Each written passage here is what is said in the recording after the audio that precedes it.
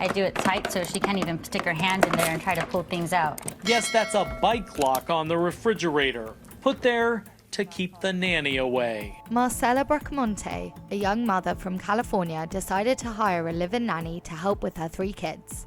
She posted a Craigslist ad seeking a nanny in exchange for free room and board. She got a message from Diane Stratton, a kind-looking grandma who offered herself for the job. I did a background check, I've called references. At first, everything was running smoothly. Diane took great care of the kids and they loved spending time with her. He loved her like grandma, and I would tell him, Mom, you have competition. But after only several weeks, she stopped working. When they noticed she was no longer doing her job, Marcella and her husband tried to fire her, but they ran into an unexpected obstacle. So this corner of your house is basically off limits to you guys right now. When you guys ask her to leave, what does she say to you? She smiles and shuts the door on me.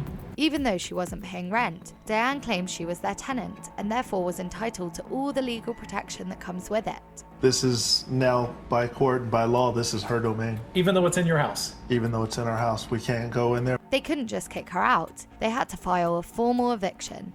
It's a long process that can take months. You need to make sure that she has her day in court, however ridiculous it may be. It could be 3 months, it could be 6 months. She could end up filing bankruptcy and it could start all over. Meanwhile, the family had to share their home with her. I got nervous because a woman that is now hateful towards me is sleeping right across from my child. Diane became a squatter, meaning she was illegally occupying a residence.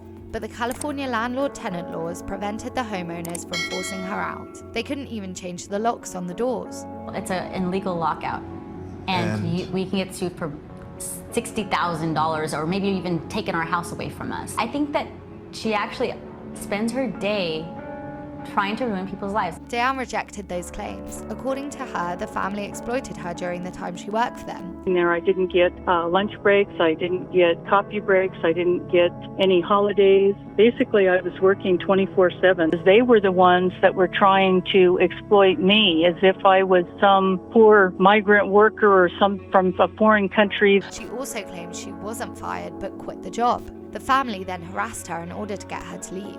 She sent her 4-year-old son to my door.